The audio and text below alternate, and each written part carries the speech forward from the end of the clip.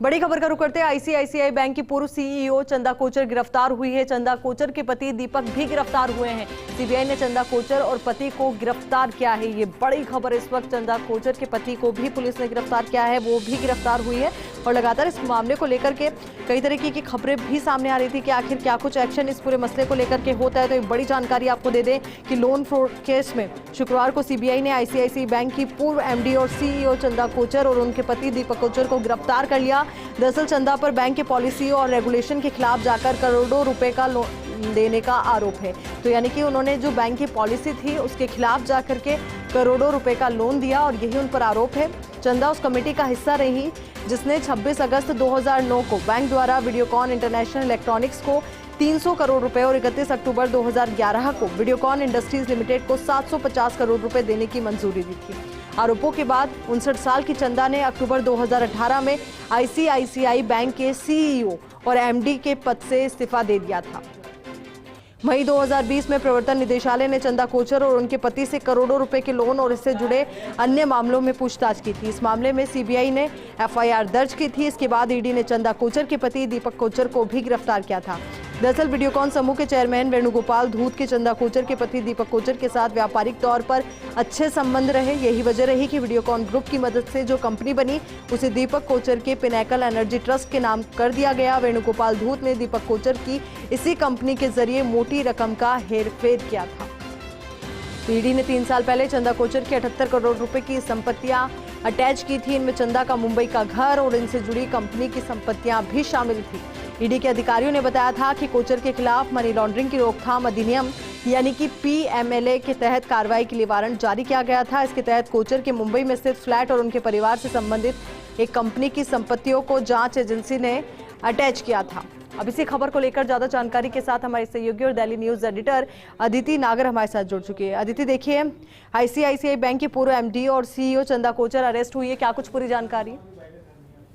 बिल्कुल, देखिए, बहुत लंबे समय से ये इन्फोर्समेंट डायरेक्टर ईडी की तरफ से आईसीआईसीआई के पूर्व जो एमडी हैं चंदा कोचर, उनके पति दीपक कोचर को मनी लॉन्ड्रिंग मामले में पहले भी गिरफ्तार किए जाने के बाद अब चंदा कोचर की मुश्किलें उसके बाद बढ़ी थी और लंबे समय से पूछताछ और तमाम चीजें उस पर चल रही थी और ईडी ने इस दंपत्ति के कई बार पूछताछ भी कर चुके थे। दीपक कोचर की गिरफ्तारी पहले भी हो चुकी थी और उसके बाद इस मामले में चंदा कोचर के लिए भी तमाम तरीके की गिरफ्तारी के बाद अब पूछताछ लगने लगी थी पिछले लंबे समय से। और अब मनी लॉन्ड्रिंग के जिस मामले में दीपक कोचर को गिरफ्तार किया गया था पहले, उसे कम से कम 3 साल और अधिकतम 10 साल की सजा का प्रावधान भी था।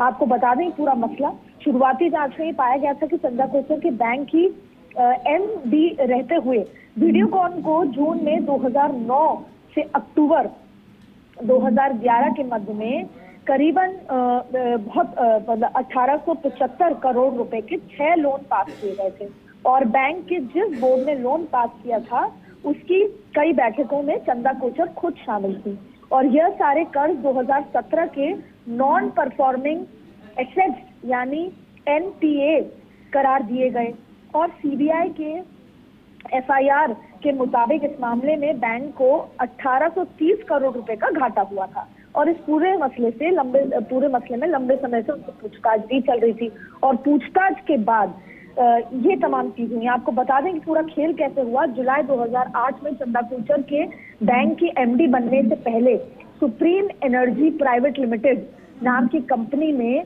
वीएन धूत और वसंत काकड़े के निर्देशक बनाया गया और दिसंबर 2008 में न्यू पावर जो पूरा एनर्जी की जो कंपनी थी वो एक बनाई गई और इस कंपनी में वीएन धूत, उसके भाई सौरभ धूत और दीपक कोचर निर्देशक बने। दीपक कोचर वही है जो चंदा कोचर के हस्बैंड हैं और जनवरी 2009 में वीएन धूत ने सुप्रीम एनर्जी से इस्तीफा देकर इसका सारा नियंत्रण दीपक कोचर को दे दिया और इस दौरान धूत भाइयों ने न्यू पावर का नियंत्रण भी दीपक कोचर को दे दिया था और मई 2009 में चंदा कोचर आईसीआईसीआई बैंक की एमडी और सीईओ बनी और जून 2009 में न्यू पावर से धूत और दीपक कोचर की हिस्सेदारी वाले share supreme energy private limited को ट्रांसफर किए गए।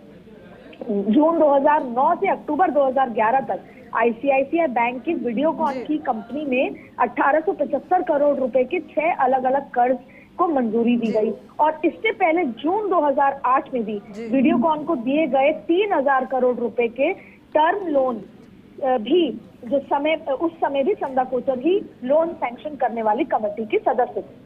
और ये कर्ज 2009 से चंदा कोचर के एमडी बनने के बाद वीडियोकॉन को मिला था। बहुत बहुत शुक्रिया अदिति, आपका हमारे साथ जुड़ने के लिए, पूरी जानकारी के लिए।